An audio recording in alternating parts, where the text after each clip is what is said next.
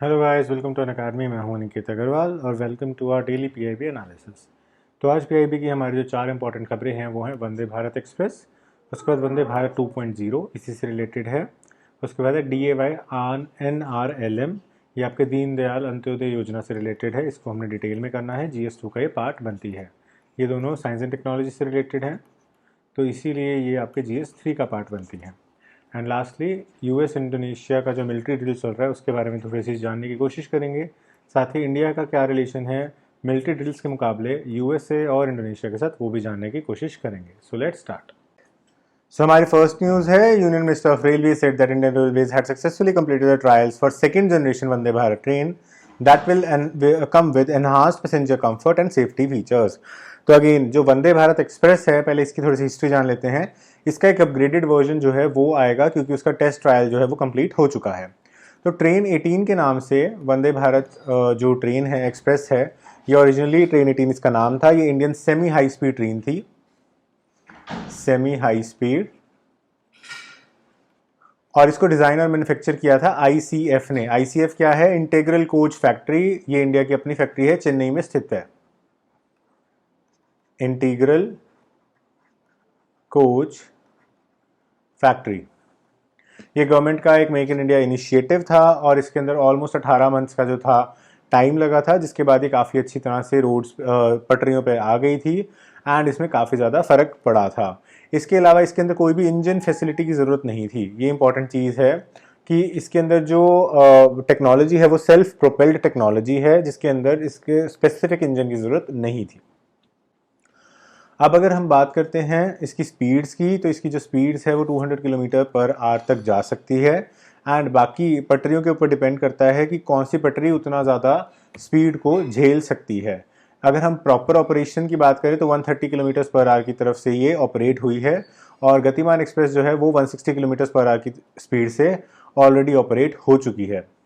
तो with respect to capacity इसकी गतिमान से ज़्यादा है, यानी कि फास्टेस्ट आप कह सकते हो इंडिया में है, लेकिन with respect to practical availability तो उस हिसाब से सेकंड नंबर पे आई है।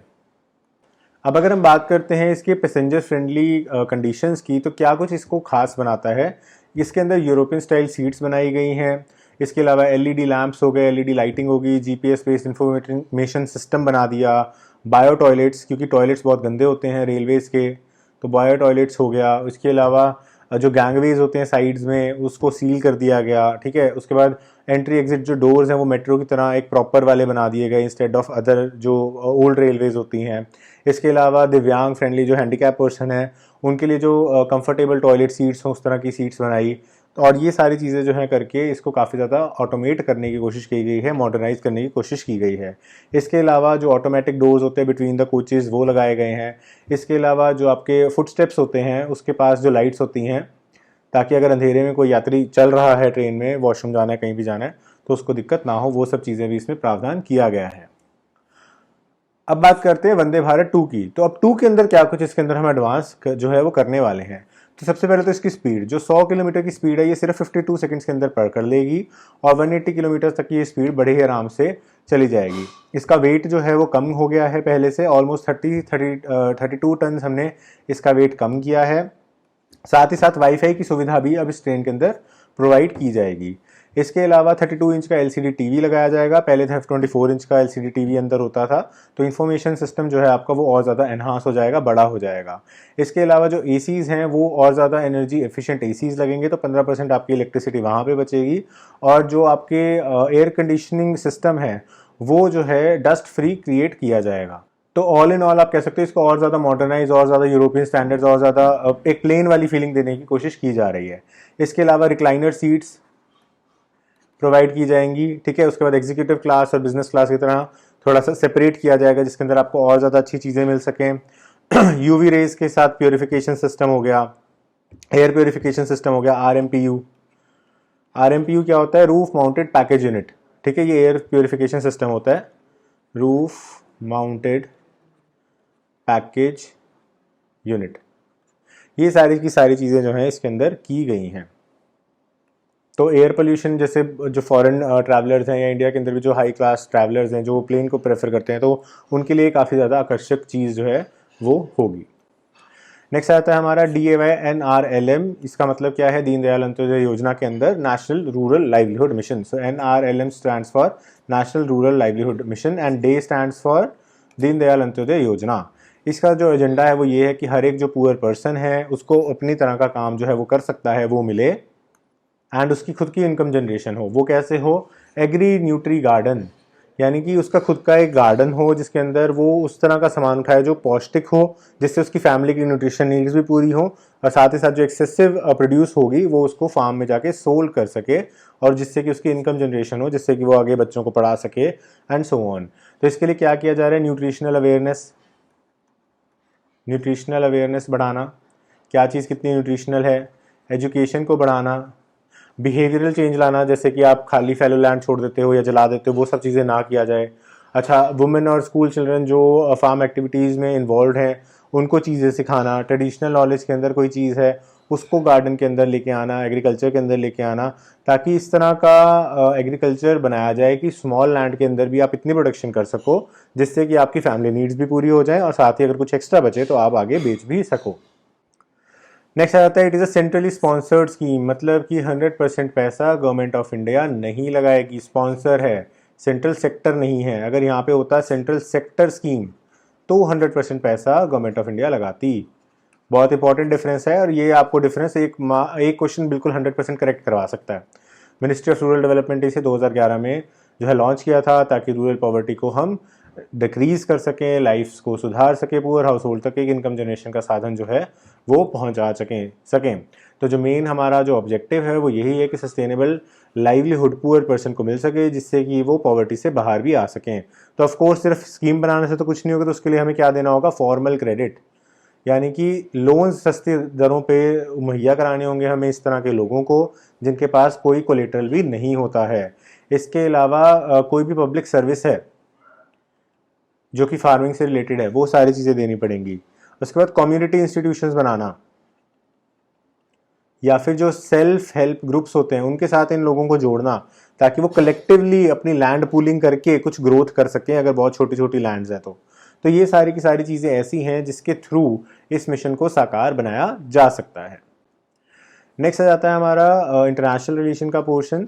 So it is about Indonesia. तो इंडोनेशिया और यूएसए की कुछ मिलिट्री एक्सरसाइजेज हो रही हैं, जॉइंट कॉम्बैट एक्सरसाइजेज। कहाँ पे हो रही है? इंडोनेशिया के अंदर, सुमात्रा आइलैंड्स के अंदर। इंपॉर्टेंट है, सुमात्रा आइलैंड्स के अंदर इंडोनेशिया के अंदर हो रही है। ये इंडोनेशिया का मैप है। ये बड़े वाला एरिया जो है ये सुमात्रा आइलैंड है, और छोटे वाला है जावा आइलैंड्स। तो सुमात्रा आइलैंड के अंदर यूएसए और इंडोनेशिया एक आप कह सकते हो जॉइंट मिलिट्री एक्सरसाइज कर रहे हैं, और ये पहली बार है कि अदर पार्टनर नेशंस जो हैं इस रेस को ज्वाइन कर रहे हैं इंडो पैसिफिक रीजन के अंदर। 5000 से ज़्यादा इसके अंदर यूएसए, इंडोनेशिया कंट्रीज़ देख लेते हैं। यूएसए, इंडोनेशिया तो है ही है, इसके अलावा ऑस्ट्रेलिया, जापान और सिंगापुर, इन कंट्रीज़ के भी जो मिलिट्री सोल्जर्स हैं, नेवी वाले लोग हैं, वो सारे इसके अंदर जो है पार्टिसिपेट कर रहे हैं।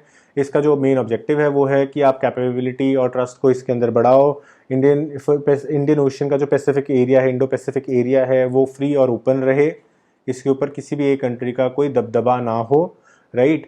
और अगेन इसके अंदर आपकी एयर आर्मी, नेवी और एयरफोर्स, मिलिट्री, जो मैरीटाइम मिलिट्री है, ये सारी की सारी मिलजुल करके अलग अलग नेशंस कोऑर्डिनेशंस के साथ काम कर सकें ताकि मैक्सिमम रिजल्ट्स जो हैं वो अचीव किए जा सके और लॉस ऑफ लाइफ ना हो।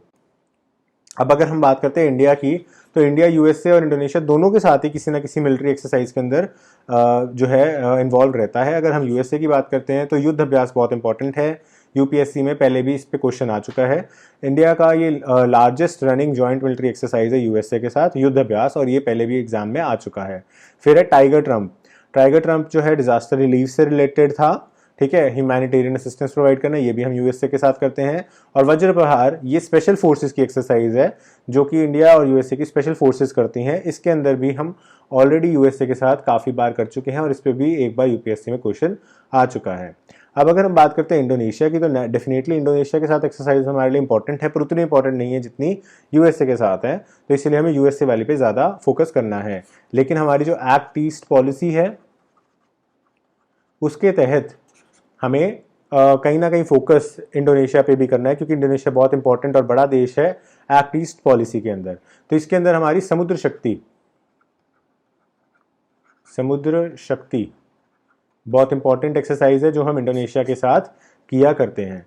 ये बायलेटरल एक रिलेशनशिप को बढ़ाती है, म्यूचुअल अंडरस्टैंडिंग को बढ़ाती है, और साथ ही साथ हमारी जो दोनों नेवीज़ हैं उनके बीच का भी रिलेशन अच्छे से बढ़ाती है। इसके अलावा एक और हमारी मैरीटाइम एक्सरसाइज है IND, इंडो कॉरपैट। ये इंडिया इंडोनेशिया कोऑर्डिनेटेड पेट्रोल है, इसका full form India Indonesia coordinated petrol. तो इसके अंदर भी अगेन दोनों की नेवीज मिल करके प्रिवेंट करती है किसी भी तरह का कोई इलीगल या अनरेगुलेटेड ट्रैफिकिंग हो रही हो, टेररिज्म हो रहा हो, रॉबरी हो रही हो, पायरेसी हो रही हो, फिशिंग हो रही हो, उन सारी चीज़ों को ये रोकती है। तो प्योरली मिलिट्री एक्सरसाइज नहीं है, इसके अदर एरियाज भी हो जाते हैं, जैसे कि fishing, illegal drugs trafficking, human trafficking, terrorism, robbery, piracy, ये सारी चीज़ें भी इसके एम्बिट में आ जाती हैं। नेक्स्ट आता है एक प्रीवियस ईयर क्वेश्चन जिसका आंसर आपको नीचे कमेंट सेक्शन में देना है और मैं उसके बाद आपको इसका आंसर बता दूंगा। राइट, तो क्वेश्चन जो है वो ये है कि consider the following with respect to Indian Ocean Naval Symposium. ये 2017 का क्वेश्चन था। It was held in 2015 under the chairmanship of Indian Navy. उसके बाद IONS is a voluntary initiative that seeks to increase maritime cooperation among the navies of littoral states of Indian Ocean region. तो इनमें से कौन सा option जो है वो करेक्ट है, तो इसका आंसर देखते हैं। So the answer to this question is B, क्योंकि IONS Indian Ocean Naval Symposium जो है ये एक वॉलंटरी इनिशिएटिव ही था, इसके अंदर कोई भी मैंडेटरी चीज़ नहीं थी, तो it was an voluntary association. और इसका जो इनाग्रेशन था वो भी न्यू दिल्ली के अंदर, इंडिया के अंदर 2008 के अंदर किया गया था। Chief of naval staff Indian Navy जो थे वो चेयरमैन इसके घोषित किए गए थे। Right, so these are the explanation for this question. So answer B is correct answer. So this was it for today's PIB। I hope आपको video अच्छा लगा होगा। लाइक सब्सक्राइब एंड शेयर जरूर कीजिएगा। एंड साथ ही अगर आप UPSC CSC की अच्छे से प्रिपरेशन करना चाहते हैं तो अनअकैडमी का जनरल स्टडी सब्सक्रिप्शन जरूर लें। प्लस आइकॉनिक और लाइट तीनों तरह के कोर्सेज आपको मिल जाएंगे।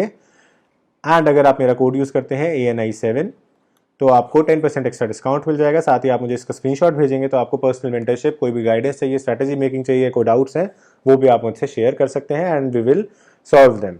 तो कमेंट बॉक्स में ज़रूर लिखिएगा अगर आपने मेंबरशिप ली या आपको कोई डाउट्स है मेंबरशिप के रिगार्डिंग, अनअकैडमी की टीम आपको कॉन्टैक्ट करेगी। Thank you for watching this video. Have a nice day.